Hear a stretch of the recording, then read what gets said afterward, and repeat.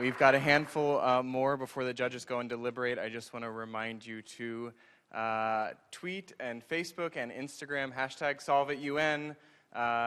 Thank you very much again to UN Academic Impact for hosting us. We really appreciate it. And yeah, here we go.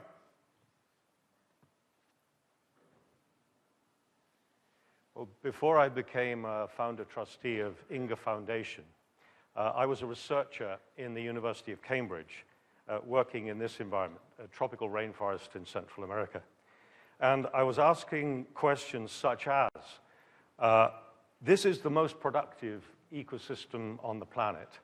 How does it achieve that productivity on the poorest soils of the planet? And more importantly, what happens when people slash and burn rainforest and subsequent vegetation? UNESCO in 1980 put the number of people living by slash and burn agriculture at somewhere between 250, 300 million families. And present-day estimates put the carbon emissions from this process at well over 1 billion tons of carbon per year. It's completely unsustainable. And in the 1980s, when I began this work, the scientific literature did not contain an explanation as to what's actually happening in the soil to reduce fertility and keep people moving. Well, I ran a pilot study in Costa Rica in 1986, took a whole lot of soils back to Cambridge, and made a couple of breakthroughs. That funded some follow-on projects, and we then studied the whole aspect of sustainable production of food in rainforest environments. And I can tell you that after 7 years of trials, the only system to emerge as sustainable following a slash and burn operation was called alley cropping with Inga. And what you can see here is a sterile hillside. It's probably been slashed and burnt for about 100 years. The trees are planted very close together in hedgerows.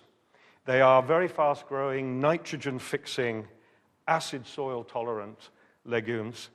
The rows are 4 meters apart, and with a little help from very cheap mineral supplements, they will restore the fertility of that soil within 24 months and render it like this, free of weeds completely and ready for use. And use involves mulching. All the green material is stripped from the branches and stems and laid as deep mulch on the surface of the soil for physical protection and as a source of nutrients as it decomposes.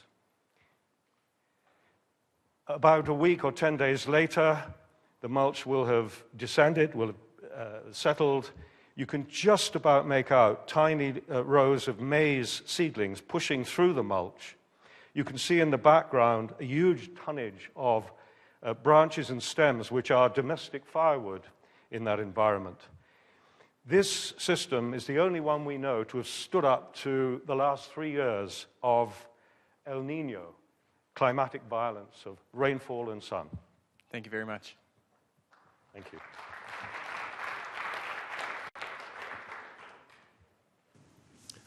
What are the barriers to this being employed more widely?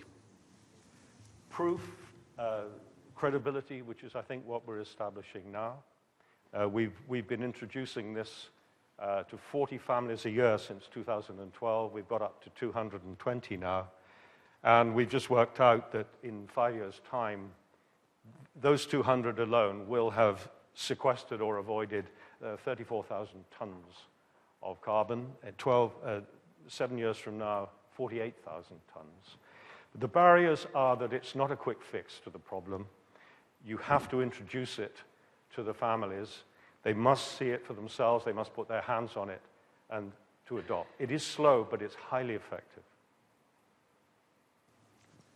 I'm so glad you're calling attention to the issue, and thank you for your presentation. I think speaking specifically to the question of scale, and I think your proposal talks quite a lot about the hands-on approach that's necessary to get buy-in and to show families the value of this. How are you thinking about scale? I mean, provided you had all the resources necessary, how would you ultimately scale this more aggressively than you have so far?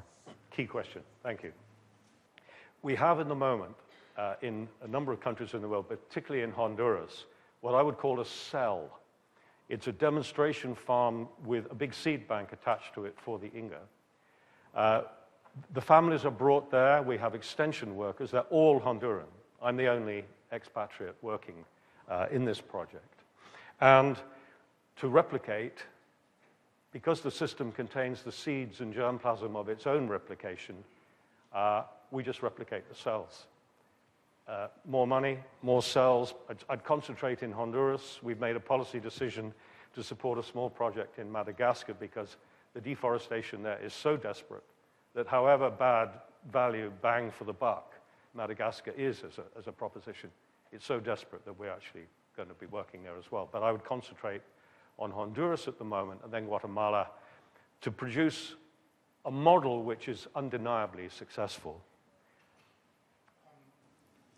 So what's the range of the Inga tree, and do you have any concerns about introducing it in places where it doesn't exist, where it doesn't grow today? It's a near-tropical genus. It's a very big genus, very interesting evolutionary history, 300 species. We've been working with the Royal Botanic Gardens in Kew to look for analog species in Southeast Asia. We found 2 very good ones.